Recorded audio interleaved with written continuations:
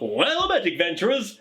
After playing D&D and other role-play games for over 15 years, it's easy to forget that sometimes the jargon of which we use, the words and phrases, the abbreviations, BBEG, or simple things like railroad in Sandbox, blah blah blah. These certain phrases can be easy for us to forget that new players might not understand what the hell we're talking about, especially when they're watching content, not knowing exactly what the hell everyone's talking about. So this video is going to be going through a lot of the jargon. So if you're a new player or dungeon master, hopefully this will be able to help cover some of the things that if you're reading certain things online, this will be explaining to them. Obviously, if you're an old player as well, some of the things in there, it could just be fun for you to watch. So let's get into this.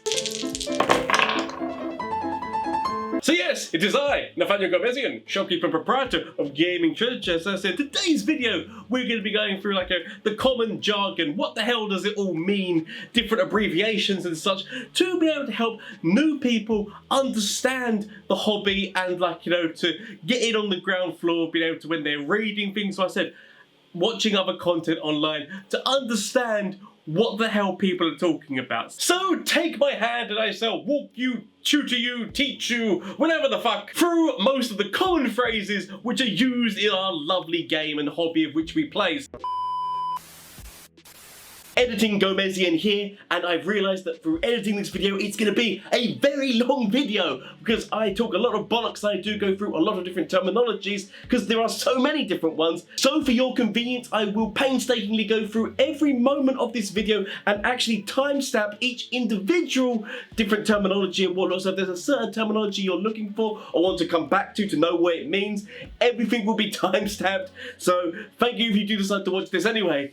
Also, you might see me wearing this for some things because there's things that I forgot that I decided to then edit in later. Anyway, back to the video. So let's start off by explaining the different roles that all the people around the table have. So obviously you have the person in charge, the person who is driving the narrative, who is most likely come up with the basis of what the story is going to be, kind of thing. The DM, Dungeon Master, or some people call them a GM, as in Games Master. Because some of these things roll over from different roleplay systems, but as I said, most of the time you're going to be hearing a DM or a GM. They're the ones who are controlling the whole world and purse strings and whatnot of the situation, which leads on to the other thing, the players, which are the PCs, the player characters within the world, the characters that the players are becoming and role-playing and deciding what their individual stories are going to be because of the decisions that they individually make while playing the game. We often call the group of the PC's playable characters the party. So if you ever see the term the party and whatnot, it means the group of playable characters who are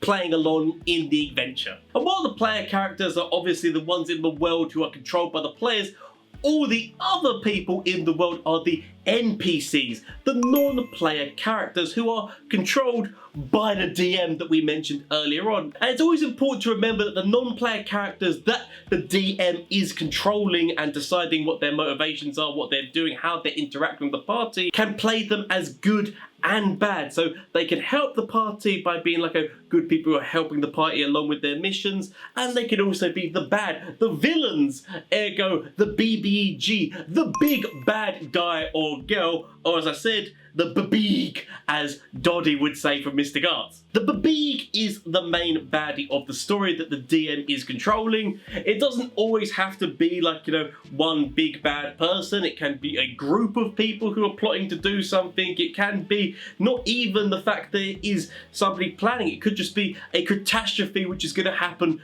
to the world that the players have to stop. And it's not actually embodied by a singular person or persons kind of thing. So that's basically, it was the big bad of the story. It is worth noting that while going through all the different kind of characters that there are within the story, there can also be the DMPC, which is the Dungeon Master playable character. So this is a character that the Dungeon Master has put into the game to basically play in the game themselves, in terms of to party up with the other PCs, the playable characters that the players are playing. This can sometimes go really well. This can also go really, really poorly, because what you need to remember is that a DMPC it has to work in a very certain way. And that is if you choose to use them at all. Many people don't choose to use them, but if you do choose to use them, remember that the DMPC obviously has got extra knowledge that the other playable characters wouldn't have about the story, which is obviously the person who is deciding what's happening in the story is the person controlling them, and therefore it has to be played in a very certain way. Most of the time they are more a helpful kind of person who is not trying to drive what the party are doing in terms of going, oh, I think we should do this, because the Dungeon Master knows this is the exact route that they need to take and whatnot, which leads into railroading, but that's a different thing that we'll go into in a little bit. So yes, they can't do things like that. It's more that they're just assisting the party in their adventures and whatnot. Most of the times a good DMPC will be slightly under-leveled from the party so that they're not overshadowing, because yet again that's another thing that can happen. The Dungeon Master obviously knows what's going on and so knows all the weaknesses and such like that, so if they play them that they're going for slaying all the creatures, all the monsters and such, it's no fun for the characters because they're just watching this person basically complete the story for them, and it's actually the guy who's writing the story and whatnot, who controls the world, who is making this happen, and so it can be a very bitter feeling. So most of the time, as I said, they are underpowered from the party so that the party can shine and show what their abilities are and whatnot, so it doesn't overshadow them, as well as obviously when it comes to dishing out loot, not giving all the main big boy loot to the DMPC, again, they're the ones creating the loot, so suddenly, oh yes, they have the Holy Avenger and they have the such and such, out of nowhere, basically all the party members who are oh no, I could have had that. No, it belongs to me because such and such, stupid stuff like that is where DMPCs can be very, very stupid, and so it has to be done in the right way. Sorry for that rant. Let's get back into terminologies. This one is a term which you might hear about certain players, which are that they are min-maxers. Min-maxers mean that they are basically players who massively dive down into the rules and try to make the best character that they can make. They can sometimes multi-class into different classes in order to give themselves the best range of abilities that all work together simultaneously to make the best kind of character that's going to be unstoppable. Most of the time this is geared towards combat, which means that when it comes into combat, they're going to be smashing and killing things left, right and centre. Now, this is yet again one of those things where it depends on what the party is. If the party is a party full of characters like this, where everyone is min-maxing, then it can kind of mean that there's more of a balance between it, because nobody's kind of overshadowing people, because they're all optimize their characters the best kind of way, and if you're a certain type of DM, then you can work with that and know how to handle the situation. The problem kind of arises if you have one person who's a veteran of the game who's basically mid-maxing, and there are a bunch of new players in the game and they're in a party together, because they're going to continuously be outshadowed by the person who is mid-maxing, because they are basically made a godlike character, whereas people who are playing for the first time for fun and such like that might not have gone as in depth in character creation to be able to know that, oh, this is the feat that I should take, or this is the way I should multi-class, and decisions that I should choose, be it through the class system to be able to make the perfect person. And so they're more playing for fun, but their fun can kind of get diminished, especially when it comes to combat, because they're not killing anything and such, because basically this person is killing everything because of how much they have maximized their character. So yeah, again, min-maxing is not necessarily a bad thing, but it depends on the situation that that character is in, kind of thing. It's dependent on whether it can be bad. So yeah, let's quickly go over the terminology when it comes to the rules of the game and how it is played. Be it raw, which is rules as written, like everything which is written down in the book perfectly the way it is, or rye, which is rules as intended. There can be conflicts between these two, like this for example. Okay, so next up in the turn in order, it would be Grognog, but you did fail your third death saving throw last round, so you are currently dead. So moving on to Wilhelm. Whoa. What do we mean we're skipping my turn? I still want to take an action. What do you mean your action? You're dead. So what if I'm dead? I still want to take my action. Dead players can't take actions. You see, in the rulebook, under the dead condition, it states the following. A dead creature has no hit points and cannot regain them unless they are first revived by magic such as the Raise Dead or Revivify spell. When such a spell is cast, the spirit knows who is casting it and can refuse. The spirit of the dead creature has left the body and departed for the outer planes, and reviving the creature requires calling that spirit back. If the creature returns to life, the revival effect determines the creature's current HP unless otherwise stated. The creature returns to life with any conditions, magical contagions or curses that were affecting it at death if the duration of those effects is still ongoing. If the creature died with any exhaustion levels, it remains with one fewer level. If the creature had attunement to one or more magical items, it is no longer attuned to them. Nowhere in there does it state that I cannot take an action, and therefore I'd like to pick up my axe and swing it at the guy who brought me to the ground. It clearly says there that your soul has left your body. So what if my spirit's left my body? A chicken still runs around when it gets its head chopped off? Yes, but a chicken doesn't run around headless trying to attack people with an axe. That's only because it lacks the hands to be able to do so. I hate you so much sometimes. But that's a really crazy example and doesn't really happen that much. But as I said, like, you know, there are people who take rules, it has to be this certain way because it's specifically written this way, and if there is leeway in terms of the fact that it's not written in a certain way, they might try to exploit it in that way. As I said, there are rules as intended where obviously if you're dead, you're dead, so you can't do anything kind of thing. So yeah. Speaking of rules, you might hear the term the rule of cool, whereby there is something which is completely not written and something which is like a different than what is expected, but the DM lets it happen because it's cool, the player loves the idea of it, the DM loves the idea of it, so let's go with it. An example which a friend of mine in the Discord once said, like Blaine, I'm going to say his name and whatnot, said that his player was once falling and like I didn't have anything like Featherfall or whatnot like that, but did have Burning Hands, like a spell which basically like does fire in a certain direction, and so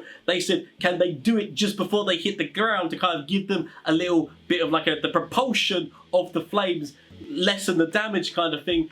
There was a roll that went into it, but basically the DM did allow it because it was a really funny idea that the player came up with, and like they were like, yes, on it, let's go with it. So sometimes rule of cool, not going directly by the rules, twisting them and whatnot, or like deciding that a player's idea is more fun than what is written, and so like it can go that way. You don't always have to side with what the players say, but sometimes it can be a lot of fun. DC or difficulty class. This is the number that you have to meet in order to pass whatever the check is. This is normally like, you know, I said like checks that you're making along the way, like insight, animal handling, all of those different things and whatnot. But it can just be strength checks, blah blah blah blah blah. But anyway, the point is that DC is the difficulty class which is set by the DM. Some DMs like Brandon Lee Mulligan do actually say it out loud that this is what you've got to beat, which means that you know whether or not you can add things to rolls through things such as guidance or bardic inspirations, things like that. So you know that if you do add them, you might be able to hit it.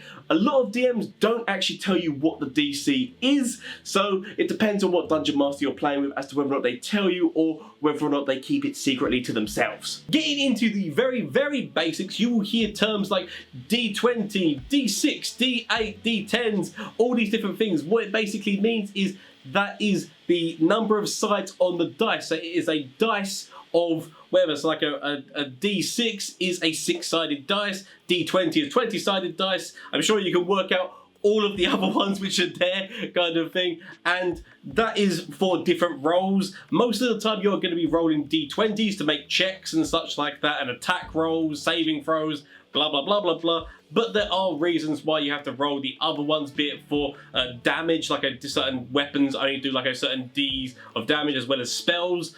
You will also potentially see a 4d8s worth or something like that of damage, which basically means 4 of the D8s, you roll them and the combined total of that is what the damage is. So if you ever see things like that, it's basically just talking about the number of sides that a dice has in terms of what you're rolling for different things in the game. Which leads on to things like Nat 20. If you hear the words Nat 20, that means that a 20 has been rolled on the 20-sided dice. It normally means that glorious things happen. It always means a critical success in combat. It doesn't necessarily mean a critical success outside of combat if you're just trying to do certain things out there, because there are things that won't happen no matter if you roll a 20. Like say you say, I jumped to the moon, I roll a natural 20. You're never going to jump to the moon. You'll jump the highest you have ever jumped, but you won't jump all the way to the moon. So in combat, they've always been critical successes. Outside of combat, it can mean amazing things do happen, and most DMs do honour the natural 20 if you do roll it for certain things. But as I said, it doesn't always mean a perfect success depending on what you're rolling it for. You might also hear the term dirty 20, and that means that the player has rolled a 20, but it's with their modifiers, it's what pluses it up to 20. So say they roll a 17 and they've got a modifier plus 3, that is a dirty 20. You can hear that terminology hitting around the place. Also going on about nat 20s, there are also nat 1s, critical failures as some people call them, in terms of when they have rolled a 1 on the 20-sided dice. This normally means that something terrible or whatnot happens. Most people don't actually go down the really terrible route. Like you do have some dungeon masters who do go to the extremes of, you roll a nat 1, you do this, your weapon breaks and whatnot. That's never fun. You can still have like fumbles and stuff happen, but having things which are going to actually affect the player in terms of they break their sword, they break their armor, such, never really a fun route to go down, if I'm going to be honest with it. Fumbles and such, they try to attack somebody and they roll a nat 1, they fall over and go prone. That you can kind of work with, because maybe they get battered away by the enemy as they come in, because they see their attack coming in. There's different ways that you can describe that, but as I said, things like that are a lot more the way to go down. Obviously, you can get critical failures when it comes to checks that you are making. So if you're trying to make an insight check, you're rolling that 1. Maybe you think completely the opposite of what the NPC is actually thinking that you're trying to insight and whatnot.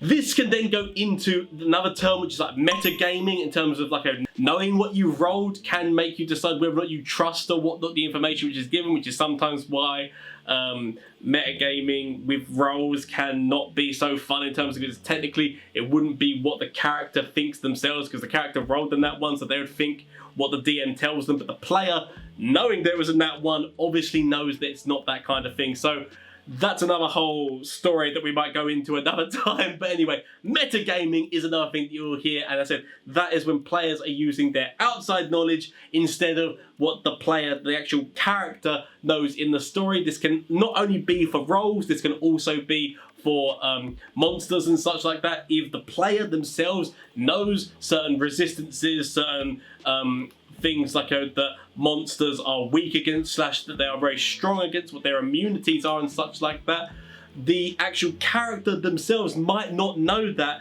but the player does. So yeah, again, that is meta knowledge which is coming into play. Some people don't like it, some people do like it. It depends on how you decide to play the game. But anyway, that's another thing which has gone slightly off topic from what I was talking about. Back to the combat. Other combat terminologies you might hear, like HP, obviously, hit points and whatnot. You've probably played enough games to understand that's how many health points you have. Spell slots, if you're a magic user, it is the number of spell slots. Different spells have different levels, depending how many spell slots you've got, what levels of those spell slots you've got, depends on what kind of spells and that you cast, how many of them. You can upcast spells, which means that you can cast a level 1 spell if you've got no more level 1 slots left, but you've got level 2 slots and such, you can upcast. Sometimes upcasting actually gives you bonuses to damage, or bonuses to healing, or bonuses to the rolls kind of thing, but sometimes they don't. But if you do want to cast a spell, then you might have to burn a spell slot which is higher than it to be able to use that spell if you have no more spell slots of that. You can't use a spell slot under it to be able to do it. So if you've got a level 2 spell that you want to do and you're out of level 2 things and you've only got level 1 spell slots, you cannot cast that level 2 spell. Even if you say, I use 2 slots of the level 1. Doesn't work like that. One term that you will hear very often in combat is AC. What's your AC? And that is armor class, which basically you will find on your character sheet. AC can be determined by different things in terms of what armor you're wearing. I can add pluses to it. Also, your dex bonus can add pluses and whatnot to it. So there are different ways to find out what your AC is, whether or not you're wearing a shield and such. So I won't go into all of it, but AC basically means your armor class. Whenever somebody says, what's your AC? That's what they're talking about. The armor class, which is on the character sheet. And if the enemy matches the AC or it goes above the AC, they can hit you. The same for if you match or beat the AC of the people you're trying to attack as well. So works in both ways. Initiative! Roll for initiative. You'll hear this at the beginning of combat, because basically rolling for initiative means rolling d20 to see what place you will be in the initiative, the combat order kind of thing. So whether or not it's going to be you going first and then the enemy and then another member of your team, or whether or not it's going to be all the enemies going first and then your team kind of thing. Like, you know, it depends on what you roll. Plus also there is an initiative on your character sheet, which is a bonus that you plus onto it. There are also feats such as the alert feat, but I think that that's been changed in the updated version. But the alert feat used to give a +5, as well as now allowing you not to be surprised. But basically that is what initiative is. It is where you will be placed in the order as you go through combat turn by turn. Advantage and disadvantage, another terminologies that you might hear in combat, as well as obviously with checks and such like that, and that is basically rolling 2 d20s, and if it's with advantage you take the higher roll, if it's with disadvantage you take the lower roll. There can be different things which impose advantage and disadvantage depending on what the situation is. But as I said, that is the terminology explained of what those two things mean. Another term when it comes to combat can be TPK. Total party kill, where the entire party is wiped out within the, like, you know, combat that is happening in front of them, or situation which is happening in front of them. So where the whole party of player characters is now dead.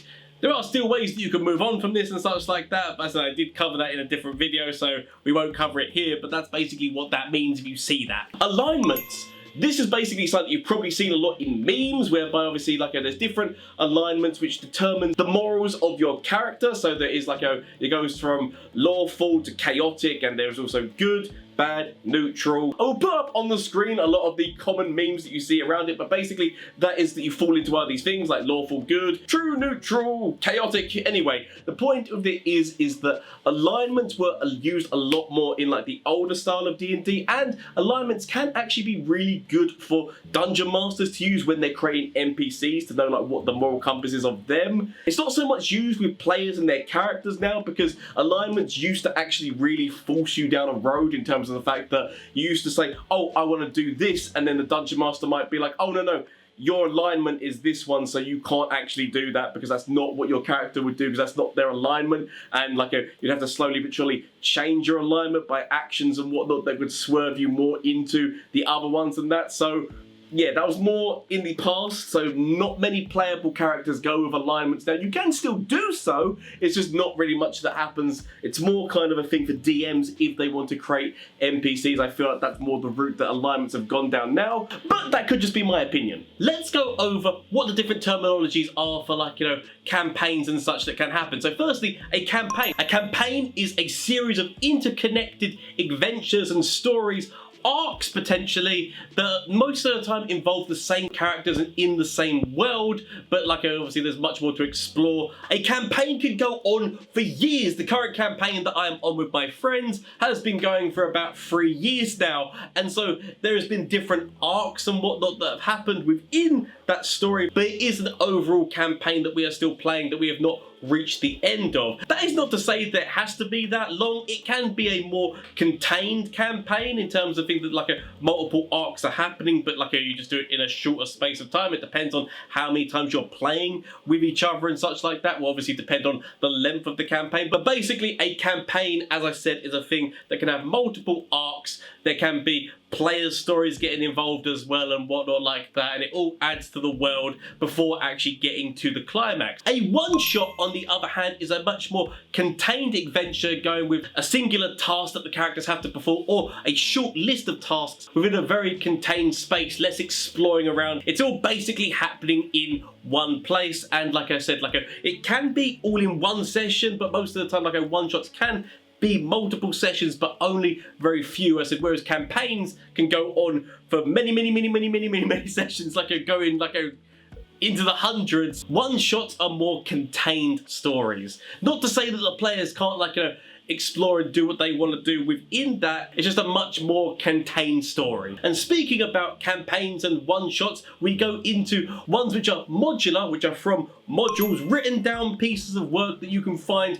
here, there, and everywhere on the internet. There's obviously the official Dungeons and Dragons ones. There's also many that people have written that you can buy online where it is the entire adventure written down. So basically like a dungeon master can look through that to understand what's going to be going on. There is still room for the players to explore and whatnot within modules, but the actual thing and items and whatnot they might find along the way can all be written down. Easy to hand for dungeon masters to be able to know what's going on in the world. This can be a great resource for new dungeon masters because it is most of the heavy lifting all done for them in the book. As I said, like it will explain what items can be found where, who the players will encounter at certain parts and whatnot, and lead you through a story and adventure that the players can enjoy. That leads on to the other kind of campaign, which is Homebrew campaign, whereby the entire adventure and story and everything which is going on has all been made up by the dungeon master themselves. Not to say that they couldn't have taken inspiration from other things. Let's face it, most people do bring inspirations from other things that they've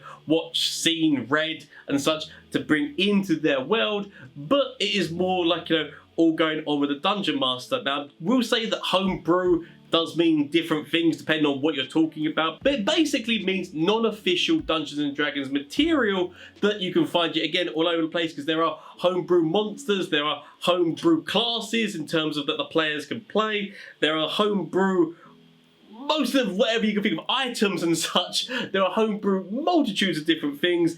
Yet again, I will say, if you are a new dungeon master, make sure that you read through them very carefully. If your players go, oh, I want to try and do this homebrew species, or I'm looking for this homebrew item and such, I would say for new dungeon masters, if this is your first time doing, most of the time go by the books, just because, like, you know, you might not be able to adapt as easily on the fly, because homebrew stuff can sometimes be very untested, and especially if the players, like, you know, are a certain type of exploitative player, which you can sometimes get, which is exploiting the fact there is a new dungeon master to be able to create a crazy character who is going to be overshadowing everyone else. So I said, so for new dungeon masters, I would probably recommend to stick with the books. And as I said, modules are magnificent things that you can start off with. You don't have to, you can dive straight into a homebrew world.